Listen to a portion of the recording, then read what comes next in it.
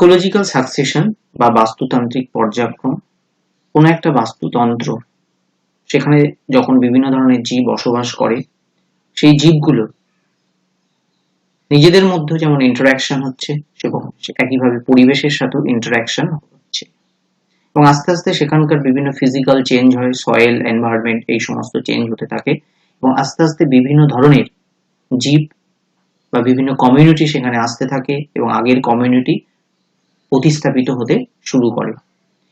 এইভাবে কোন একটা নির্দিষ্ট বাস্তুতন্ত্রে বিভিন্ন কমিউনিটি দ্বারা ধীরে ধীরে যে পর্যায়ক্রমে যে পরিবর্তন হতে থাকে, তাকে বলা হচ্ছে ইকোলজিক্যাল সাকসেশন বা বাস্তুতান্ত্রিক পর্যায়ক্রম। এবার দেখো, বাস্তুতান্ত্রিক পর্যায়ক্রমে বিভিন্ন স্টেজ থাকে। অর্থাৎ একদম প্রথমে একটা বেয়ার এরিয়া, যেখানে কোনো জীব বসবাস কর, জীবের অস্তিত্ব নেই, সাপোজ একটা পাথর, স্টোন আছে, এবং সেই স্টোনের উপরে আস্তে আস্তে সেখানে লাইকেন গ্রো করলো, এবং লাইকেনের পরে সেখানে মস, ফার্ন, হার্ড, সার, এবং আস্তে ট্রি তৈরি হলো। তো এইভাবে যে প্রথম স্টার্ট হয়েছিল লাইকেন দিয়ে, তারপর ট্রি বা ফরেস্ট তৈরি হয়েছে সেখানে, এবং এই স্টেজটাকে বলা হচ্ছে পায়োনিয়ার স্টেজ। আর এটা হচ্ছে ক্লাইম্যাক্স স্টেজ। এই পায়োনিয়ার থেকে ক্লাইম্যাক্সে যাওয়া পর্যন্ত মাঝখানে যে বিভিন্ন যে স্টেপ, এই বিভিন্ন স্টেপ গুলোকে বলা হচ্ছে সিঁড়ি, এবং প্রত্যেকটা সিঁড়িতে যে নির্দিষ্ট ধরনের কমিউনিটি বা নির্দিষ্ট ধরনের জীব বসবাস করছে, সেটাকে বলা হচ্ছে সেরাল কমিউনিটি। আর লাস্ট যেটা তৈরি হচ্ছে সেটা হচ্ছে ক্লাইম্যাক্স কমিউনিটি। ক্লাইম্যাক্স কমিউনিটিটা হচ্ছে স্টেবল কমিউনিটি, এরপর আর কোনো চেঞ্জ হবে না, এবং সেখানে ডমিনেট কে থাকবে, ডমিনেট হচ্ছে ট্রি, ট্রি হচ্ছে সেখানে সবচেয়ে বেশি থাকছে, এবং একটা ফরেস্ট ইকোসিস্টেম তৈরি হচ্ছে। এইভাবে যে কোনো ইকোসিস্টেম আলটিমেটলি ক্লাইম্যাক্সে পৌঁছায়, অর্থাৎ ফরেস্ট ইকোসিস্টেম তৈরি হচ্ছে। এবার আমরা প্ল্যান্ট সাকসেশন দেখব, কোন একটা স্থানে কিভাবে বিভিন্ন ধরনের প্ল্যান্টের কমিউনিটি তৈরি হচ্ছে। ফার্স্ট স্টেজ হচ্ছে নুডেশন। নুডেশন হচ্ছে যে পদ্ধতিতে একটা ফাঁকা জায়গা তৈরি হচ্ছে, সেটা প্রাকৃতিক ভাবে হতে পারে বা কৃত্রিম ভাবে, ঝড় বৃষ্টির কারণে, বন্যার কারণে, বা আগ্নেয়গিরির লাভার কারণে কোন একটা স্থানে বাস্তুতন্ত্র ছিল, সেই বাস্তুতন্ত্র ধ্বংস হয়ে গেছে, এবং ধ্বংস হয়ে একটা ফাঁকা জমি তৈরি হয়েছে, সেটাকে বলা হচ্ছে নুডেশন। নুডেশনের পরে হচ্ছে মাইগ্রেশন, অর্থাৎ যে ফাঁকা জায়গা তৈরি হয়েছে অন্য জায়গা থেকে, সেখানে রেণু বা বীজ সেই ফাঁকা জায়গায় চলে এসেছে, এবং সেই রেণু বা বীজ এই নির্দিষ্ট ফাঁকা জায়গায় আসাকে বলা হচ্ছে মাইগ্রেশন। এবং মাইগ্রেশনের পরে কেসিস হচ্ছে, সেই রেণু বা বীজ তার অঙ্কুরোদ্গম ঘটছে, অঙ্কুরোদ্গমের মাধ্যমে চারা গাছ তৈরি হচ্ছে, এবং সেই চারা গাছ সেই নির্দিষ্ট স্থানের সাথে নিজেদের অ্যাডাপ্টেশন করে নিচ্ছে, অর্থাৎ নিজেদের মানিয়ে নিচ্ছে, যেটাকে বলছে ইকেসিস। ইকেসিসের পরে এগ্রিগেশন হচ্ছে, অর্থাৎ সংখ্যা বৃদ্ধি হচ্ছে। কোন একটা জীব একটা পার্টিকুলার জায়গায় মানিয়ে নেওয়ার পরে সেই জীবের বংশ বৃদ্ধি হচ্ছে, সেই জীবটা আস্তে আস্তে বড় হচ্ছে উদ্ভিদ, এবং সেই উদ্ভিদ বড় হওয়ার পর তার রিপ্রোডাকশন হচ্ছে, এবং রিপ্রোডাকশনের মাধ্যমে সেখানে বিভিন্ন প্রচুর উদ্ভিদ তৈরি হচ্ছে বা উদ্ভিদের সংখ্যা বৃদ্ধি হচ্ছে, যেটাকে বলা হচ্ছে এগ্রিগেশন। তারপর রিয়াকশন, বিভিন্ন ধরনের উদ্ভিদ একটা নির্দিষ্ট স্থানে সেখানে বিভিন্ন কলোনি তৈরি করেছে, এবং তাদের মধ্যে ইন্টারাকশন হচ্ছে বিভিন্ন উদ্ভিদের মধ্যে, এবং তার সাথে সাথে পরিবেশের ইন্টারাকশন হচ্ছে, এবং এইভাবে একটা নির্দিষ্ট স্থানের যে বাস্তুতন্ত্রের তার ফিজিক্যাল চেঞ্জ হচ্ছে, অর্থাৎ তার সয়েলের স্ট্রাকচার, তার এনভায়রনমেন্টের স্ট্রাকচার, সেগুলো চেঞ্জ হচ্ছে এবং তার সাথে সাথে বিভিন্ন ধরনের কমিউনিটি ডেভেলপ করছে। এবং আলটিমেটলি কি হচ্ছে, স্টেবিলাইজেশন অ্যান্ড ক্লাইম্যাক্স, সেখানে একটা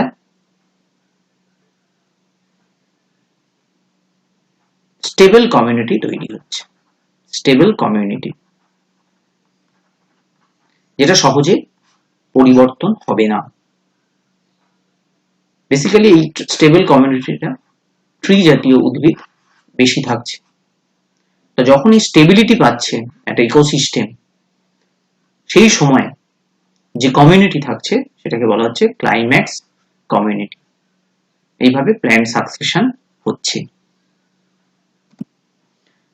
next, primary succession.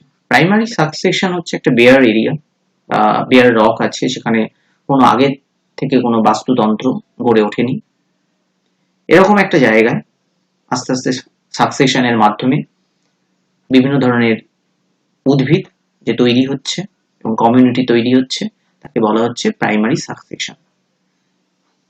Secondary succession হচ্ছে একটা জায়গা যেখানে বাস্তুতন্ত্র ছিল, সেখানে কমিউনিটি ছিল, কিন্তু অন্য কোনো কারণে সেই কমিউনিটি ধ্বংস হয়ে গেছে। সেটা অগ্নুৎপাতের কারণে হতে পারে, বন্যার কারণে হতে পারে, এবং ধ্বংস হয়ে যাওয়ার পরে আবার নতুন করে যখন সেখানে সাকসেশন হবে, সেটাকে বলা হচ্ছে সেকেন্ডারি সাকসেশন। নেক্সট হচ্ছে অটোজেনিক সাকসেশন। অটোজেনিক সাকসেশন, দেখো সাকসেশনের সময় কি হচ্ছে, একটা বেয়ার এরিয়া যেখানে উদ্ভিদ ছিল না, জীব ছিল না, সেখানে সেই পরিবেশের সাথে মানিয়ে নিতে পারবে এমন কিছু জীব তৈরি হয়েছে। সাপোজ একটা পাথরের উপর লাইকেন গ্রো করেছে এবং আস্তে আস্তে সেই স্থানটার সেখানকার ফিজিক্যাল স্ট্রাকচার চেঞ্জ হচ্ছে, সেখানে জৈব বস্তুর সঞ্চয় ঘটছে এবং তারপরে মস জাতীয় উদ্ভিদের গ্রো করছে। তারপর ফার্ন, হার্ব, শার্প, এরকম বিভিন্ন উদ্ভিদ কমিউনিটি সেখানে গ্রো করছে। তাহলে এক্ষেত্রে দেখা যাচ্ছে যে কোন একটা কমিউনিটি কি করছে, রিপ্লেসড হচ্ছে একটা অন্য একটা কমিউনিটির উদ্ভিদ দিয়ে। এইভাবে যে সাকসেশন করে উঠছে তাকে বলা হচ্ছে অটোজেনিক সাকসেশন।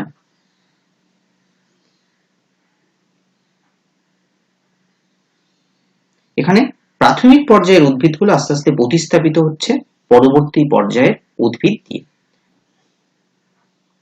অ্যালোজেনিক সাকসেশন, এখানে বাহ্যিক পরিবেশের কারণে প্রাথমিক পর্যায়ের যে সমস্ত উদ্ভিদ তৈরি হয়েছে সেই উদ্ভিদগুলো সেখানে নষ্ট হয়ে যাচ্ছে। সেটা ঝড়ের কারণে হতে পারে বা বন্যার কারণে, অগ্নুৎপাতের কারণে হতে পারে, এবং প্রাথমিক পর্যায়ের উদ্ভিদগুলো ধ্বংস হয়ে যাওয়ার পরে আবার নতুন করে প্ল্যান্ট কমিউনিটি ডেভেলপ করছে, সেটাকে বলা হচ্ছে অ্যালোজেনিক সাকসেশন। হাইড্রোসিডি হচ্ছে যে জলাভূমিতে কিভাবে সাকসেশন হচ্ছে। দেখো জলাভূমিতে প্রথমে সেখানে ফাইটোপ্ল্যাঙ্কটন ডেভেলপ করে, জলের মধ্যে ফাইটোপ্ল্যাঙ্কটন প্রোডিউসার হিসেবে কাজ করছে। তারপর ফাইটোপ্ল্যাঙ্কটন ডেভেলপ করবার পরে এখানে যেমন নীলাভ সবুজ শৈবাল, বিভিন্ন ব্যাকটেরিয়া, ডায়াটম, এরা কলোনি তৈরি করছে।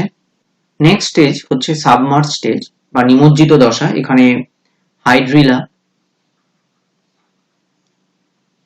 ভ্যালিসনেরিয়া এই ধরনের উদ্ভিদ তৈরি হচ্ছে, যারা জলের তলায় আটকে থাকছে, তাদের রুট ডেভেলপ করছে। নেক্সট স্টেপ হচ্ছে নিমজ্জিত ভাসমান দশা, যেখানে কিছু উদ্ভিদ নিমজ্জিত অবস্থায় রয়েছে জলের তলায় আর কিছু ভাসমান অবস্থায় রয়েছে। এখানে যেমন অ্যাজোলা থাকছে, লেমনা থাকছে, উলফিয়া, পিস্টিয়া, এই ধরনের উদ্ভিদ যারা সাবমার্জ ফ্রি ফ্লোটিং কন্ডিশনে থাকছে। নেক্সট হচ্ছে দেখো যে এর পরের স্টেজটা হচ্ছে সরজল দশা, যেটাকে বলছে রিড সোয়াম স্টেজ। এই রিড সোয়াম স্টেজে হচ্ছে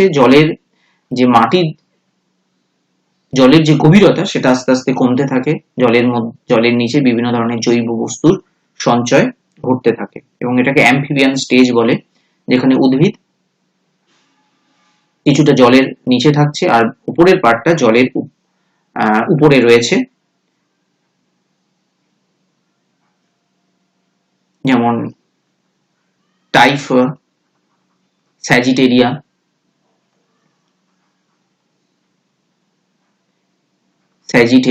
এই ধরনের উদ্ভিদ এই স্টেজে দেখা যায়। তারপরে হচ্ছে আর্দ্র তৃণভূমি বা Marsh meadow stage.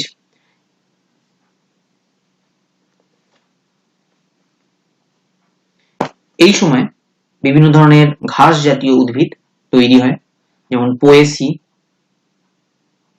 Poaceae family, সাইপিরেসি ফ্যামিলির ঘাস এখানে তৈরি হচ্ছে। এবং তারপর স্ক্রাব স্টেজ, যেখানে বিভিন্ন ধরনের শার্প জাতীয় উদ্ভিদ গ্রো করে, গুল্ম জাতীয় উদ্ভিদ, এবং আস্তে আস্তে এখানকার যে সয়েল স্ট্রাকচার, হিউমিডিটি, এনভায়রনমেন্ট সমস্ত কিছু চেঞ্জ হতে থাকে, এবং সেটা আস্তে আস্তে ফরেস্ট জাতীয় উদ্ভিদ, এই ফরেস্টের কনভার্ট হতে থাকে, এবং সেখানে ট্রি জাতীয় উদ্ভিদ ডেভেলপ করে, এবং এই ট্রি জাতীয় উদ্ভিদ একটা স্টেবল কমিউনিটি তৈরি করছে, যেটা সহজে চেঞ্জ হবে না। সেটাকে বলা হচ্ছে ক্লাইম্যাক্স স্টেজ। এবার আমরা পড়ব জেরোসিল, এটা জেরিক এনভায়রনমেন্ট, বা যেখানে একদম জলের অভাব আছে, পাথরের উপর বা বালির উপরে, এরকম স্থানে আস্তে আস্তে প্ল্যান্ট সাকসেশন হলে তাকে বলবো জেরোসিল।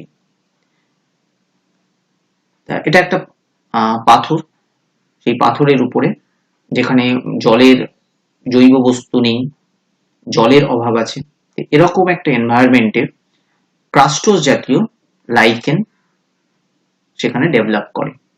ক্রাস্টোস জাতীয় লাইকেন এরা মিনিমাম ওয়াটার নিয়ে, যে জলীয় বাষ্প নিয়ে বাতাস থেকে, আর সামান্য জৈব বস্তু এখান থেকে নিয়ে এখানে গ্রো করছে পাথরের উপরে ক্রাস্টোস লাইকেন। তারপর ফোলিওজ লাইকেন গ্রো করে, ফোলিওজ লাইকেন, তারপর মস জাতীয় উদ্ভিদ গ্রো করছে, এবং এইভাবে যে ক্রাস্টোস, ফোলিওজ, মস জাতীয় উদ্ভিদ যখন গ্রো করছে এবং তাদের সংখ্যা বৃদ্ধি করছে, এবং এই সমস্ত জীব যখন মারা যাচ্ছে, তখন পাথরের উপরে জৈব বস্তুর সঞ্চয় ঘটছে।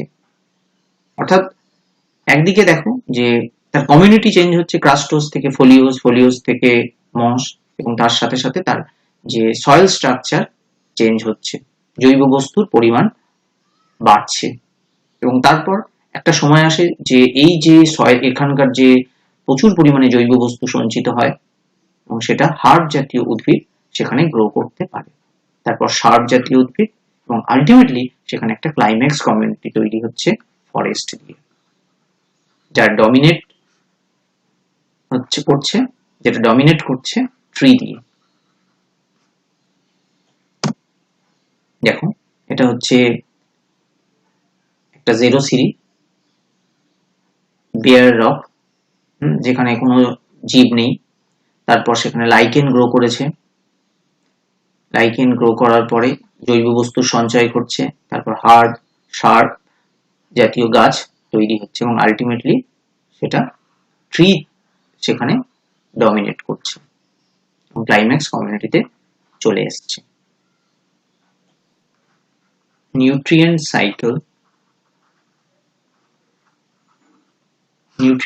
হচ্ছে যে পদ্ধতিতে বিভিন্ন নিউট্রিয়েন্ট বা পরিপোষক গুলো জীবদেহ থেকে পরিবেশ, এবং আবার পরিবেশ থেকে জীবদেহের মধ্যে যে চক্রাকার আবর্তন করছে, তাকে বলা হচ্ছে নিউট্রিয়েন্ট সাইকেল। প্রথমে আমরা পড়বো হচ্ছে কার্বন সাইকেল। কার্বন সাইকেল হচ্ছে যে কার্বন, আমাদের জীবদেহের প্রায় ট্রাইওয়েটের 49% হচ্ছে কার্বন আছে, আর পরিবেশে যে কার্বন আছে তার প্রায় 71% কার্বন জলের মধ্যে রয়েছে। পরিবেশের যে carbon die oxide, atmospheric carbon die oxide, সেটা ফটোসিনথেসিসের মাধ্যমে green plant carbon die oxide absorb করছে ডিউরিং ফটোসিনথেসিসের সময় যে কার্বন অ্যাসিমিলেশন হচ্ছে, গ্লুকোজ জাতীয় খাদ্য তৈরি হচ্ছে এবং সেই খাদ্য অ্যানিমালস এর মধ্যে যাচ্ছে। আবার অ্যাটমসফেরিক যে কার্বন ডাই অক্সাইড, সেটা বৃষ্টির সময় জলের সাথে কার্বনিক অ্যাসিড হিসাবে বিভিন্ন অ্যাকোয়াটিক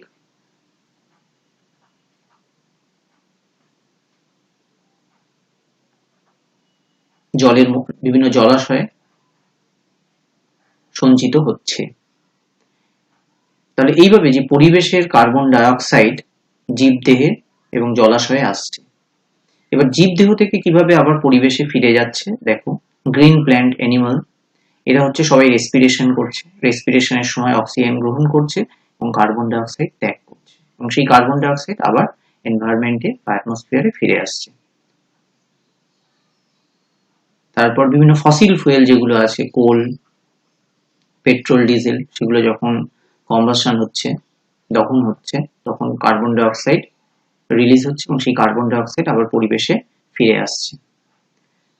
তারপরে অ্যানিমালস, প্ল্যান্ট, এদের যখন ডেথ হচ্ছে, ডিকম্পোজার এদেরকে ডিকম্পোজ করছে এবং ডিকম্পোজিশনের সময় কার্বন ডাই অক্সাইড আবার পরিবেশে ফিরে আসছে। তো এইভাবে জীবদেহ থেকে কার্বন ডাই অক্সাইড পরিবেশে এবং পরিবেশ থেকে আবার জীবদেহে ফিরে আসছে।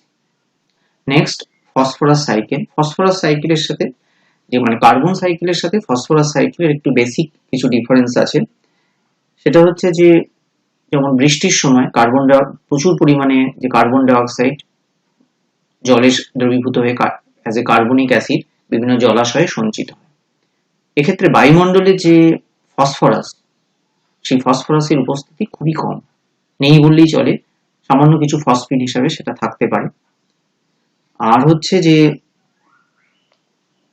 জীবদেহের যে কার্বন ডাই অক্সাইডের গ্রহণ বর্জন, সেটা হচ্ছে গ্যাসিয়াস স্টেটে হচ্ছে। কার্বন ডাই অক্সাইড গ্যাস হিসাবে সেটা বাতাস থেকে গৃহীত হচ্ছে, আবার কম্বাসন বা হচ্ছে রেসপিরেশনের সময় কার্বন ডাই অক্সাইড আবার পরিবেশে ফিরে আসছে।